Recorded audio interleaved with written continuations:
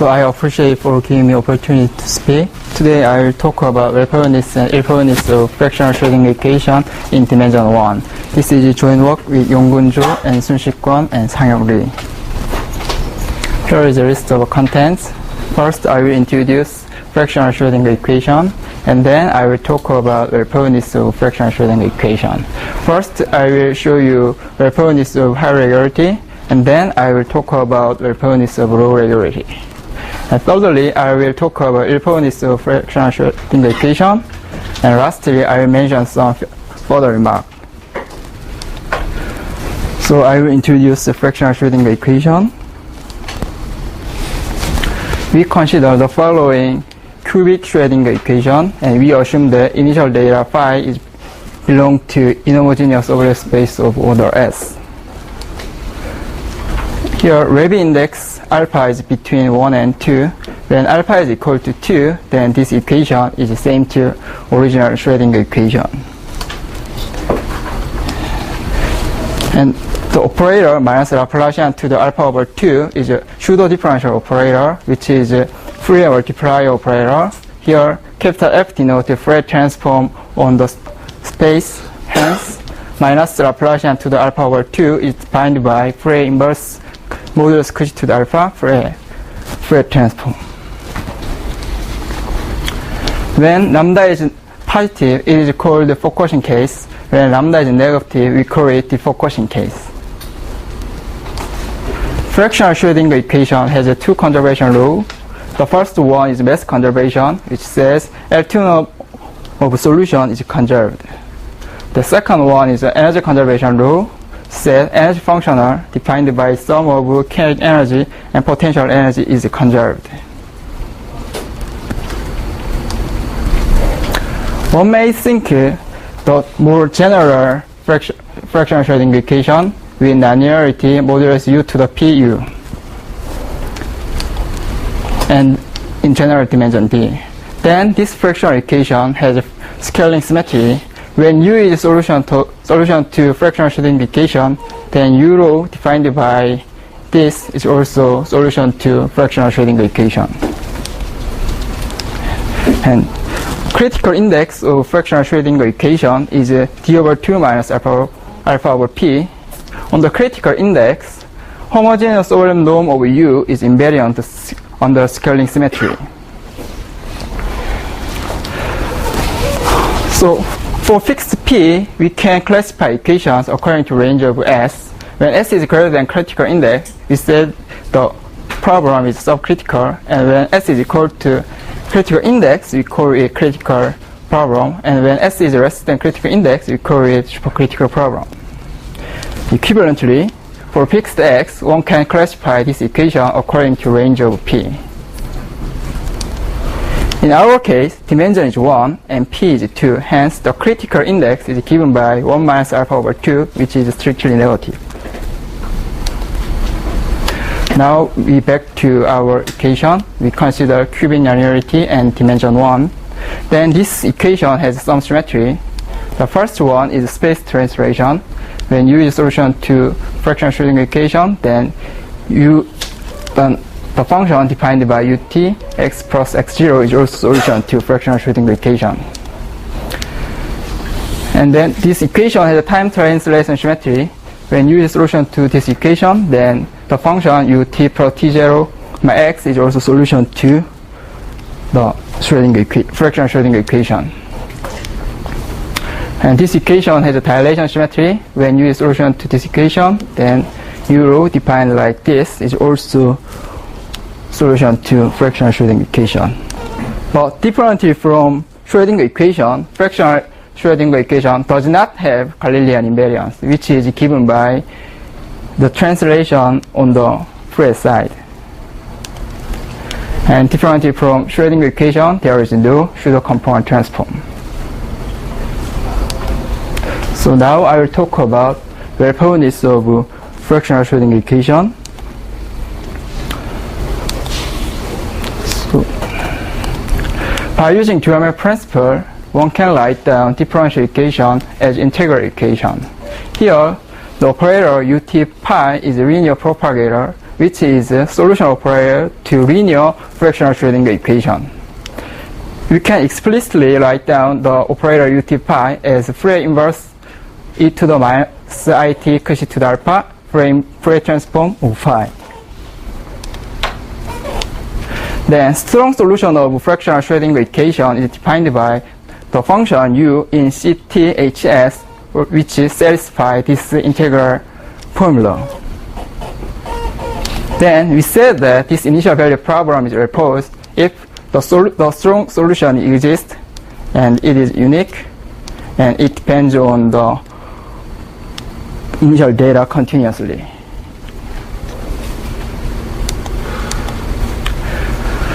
Then I will talk about local well-posedness of high regularity. Here is the result.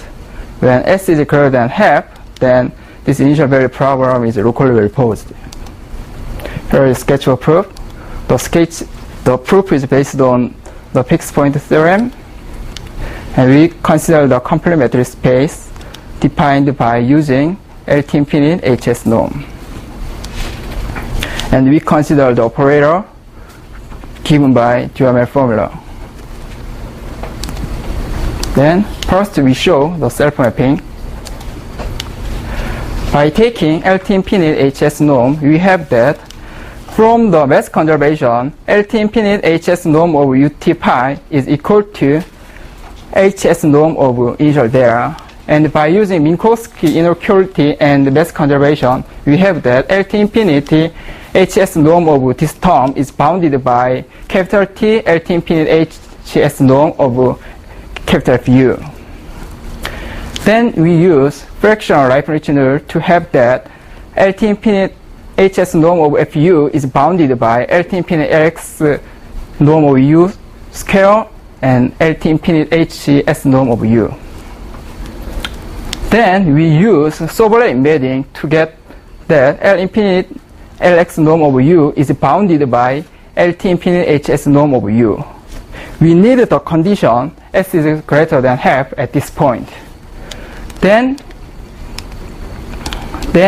by taking rho and t such that the HS norm of pi is less than or equal to rho over 2 and the CT rho to the 3 is less than rho over 2, we prove this map is self-mapping on the complementary space. And similarly, we can prove the contraction estimate. So we prove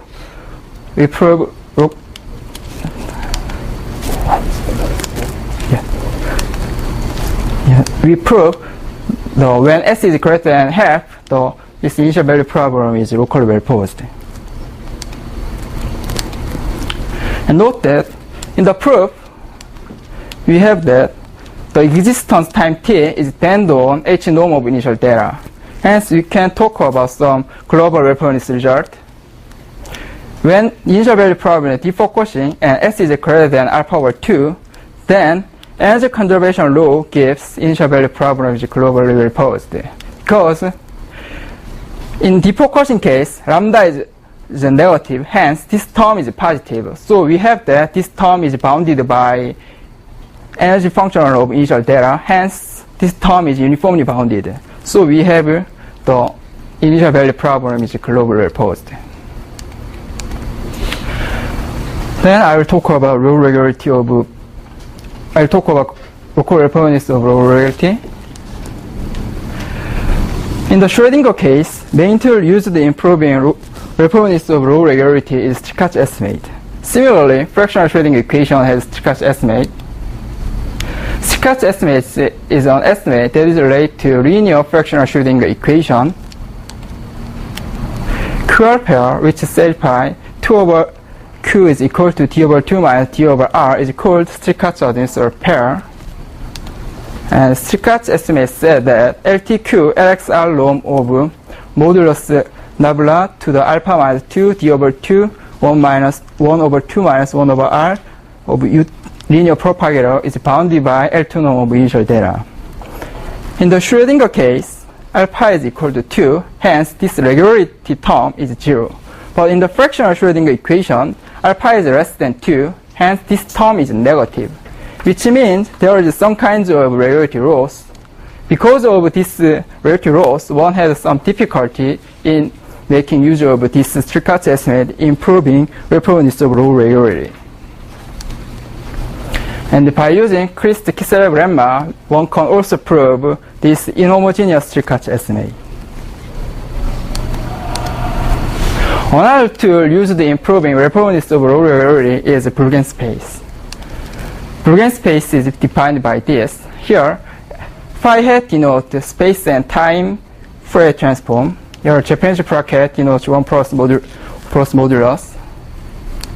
And one can also define Boolean space XSB norm for function u defined on finite time interval, like this, taking infimum norm for all extension. We already know that if f satisfies Laplacian f equal to g, then f is belong to inhomogeneous over space of order 2. Similarly, when capital F is solution to fractional Schrödinger equation, then we have that capital F belongs to Boolean space x0b. Note that when u is a solution to fractional Schrödinger equation, then u bar is the solution to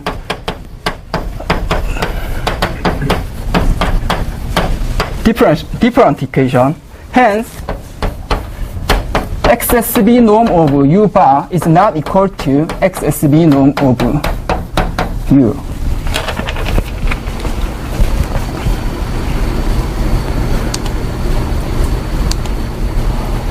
So here is our result for well-posedness of regularity. When S is greater than or equal to 2 minus alpha over 4, then initial value problem is locally well-posed. Yeah, this is strictly less than 1 over 2. Here is a sketch of proof. The proof is based on fixed point theorem. And we consider the complementary space defined by using Boolean space x to the s, comma, help plus epsilon. And we also think the nonlinear operator. First, we show the self-mapping. By taking Boolean space norm XSB help plus epsilon, from the property of Boolean space, we have that this term is bounded by L2 norm initial data, and this term is bounded by capital T to epsilon prime minus epsilon norm, and XS minus help minus epsilon prime norm of u square u. So if we prove XSB minus help minus epsilon prime norm of u square u is bounded by XS help plus epsilon norm of u to the 3, then by taking appropriate rho and capital T, we prove self-mapping. So what we have to do is proving this estimate. And similarly, one can prove contradiction. So now we prove this inequality. This inequality follows from the trilinear estimate. The trilinear estimate says for all u1, u2, u3, the xs minus help minus epsilon prime norm of u1, u2 bar, u3 is bounded by product of xs help plus epsilon norm of uj. And this trilinear estimate is followed from the bilinear estimate. So the bilinear estimate said that for uv, the hs norm of uv bar is bounded by x0 help minus epsilon norm of u and xs help plus epsilon prime norm of v. So we reduce the problem to show this bilinear estimate. And by using duality and Francel's theorem, one can easily check that this bilinear estimate is equivalent to the following multilinear convolution estimate. Here, capital 3 denotes hyperplane on which cushy 1 plus cushy 2 plus cushy 3 is equal to 0, and tau 1 plus tau 2 plus tau 3 is equal to 0. Hence, this integral denotes a convolution operator. This notation denotes the convolution operator norm is bounded. Here, lambda j denotes the difference between tau j and hj cushy j, and hj is either modulus cushy to the j to the alpha or minus modulus cushy j to the alpha. So what we have to do is proving this thing. And I will introduce one concept, the resonance function. Resonance function h is defined by h1 psi 1 plus h2 psi 2 plus h3 psi 3. And in the previous, we defined lambda j as tau j minus hj j, and we know that tau 1 plus tau 2 plus tau 3 is equal to 0.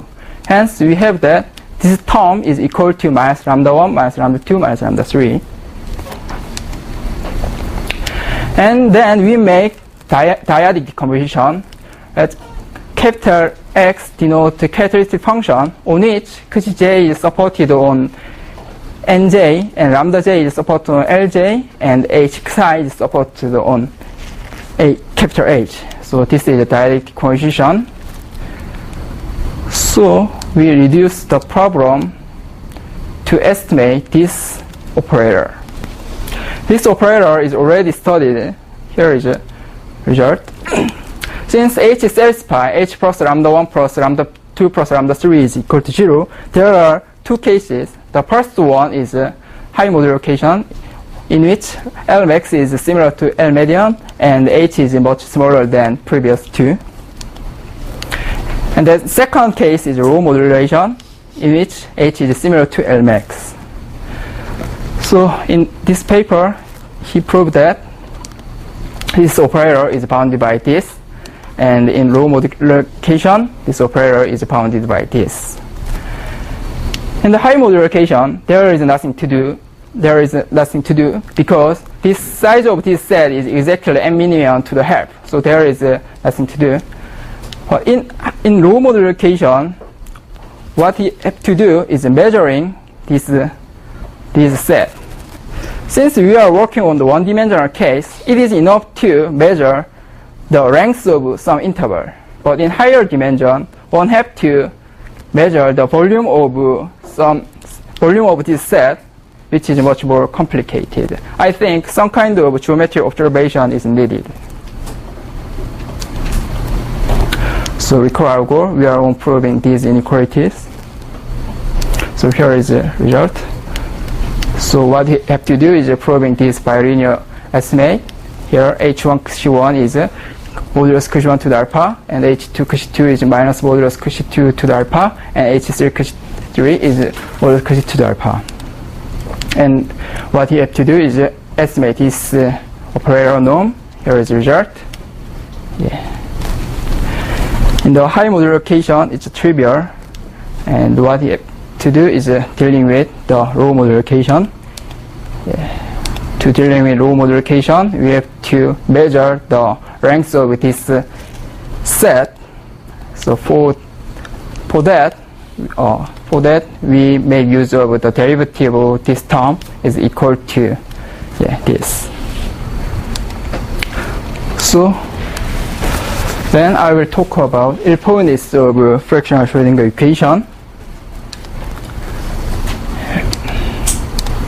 Here is the result. When s is greater than 2 minus 3 alpha over 4 alpha plus 1, and s is less than 2 minus alpha over 4, then the fractional Schrödinger equation is ill-posed in the sense that there exists u1, u2 such that initial data is small, and the difference of initial data is also small, but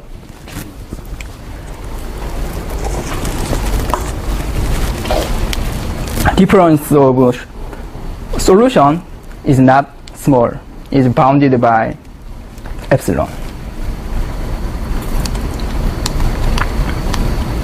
So here is a sketch of proof. It is well known that the following cubic Schrödinger equation is ill-posed in when S is negative.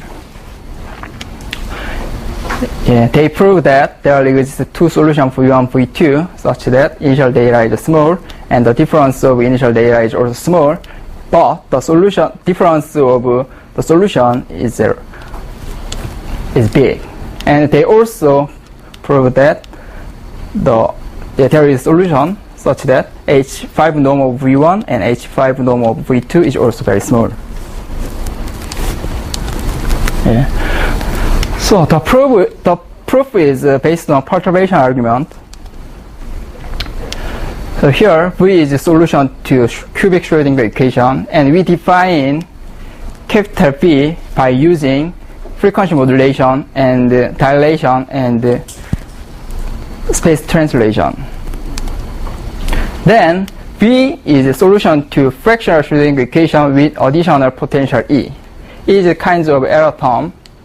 E is equal to this, and note that R is remaining term, this, and we know that this is just a remaining term after Taylor extension. So we just do Taylor expansion.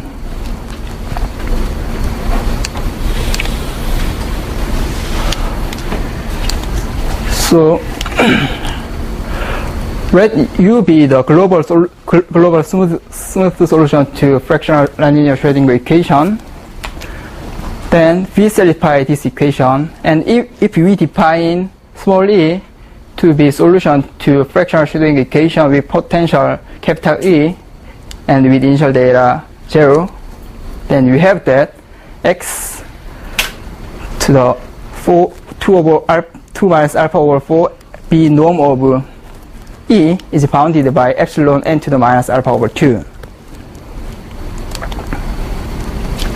And we prove that if initial data of U and V is small and the Brueggen space norm of E is small, then we have the difference between the global solution to fractional Schrödinger equation and the perturbation V is bounded by h to the 2 minus alpha over 4 norm of U0 minus V0 plus x 2 minus alpha over 4 b norm of eta t.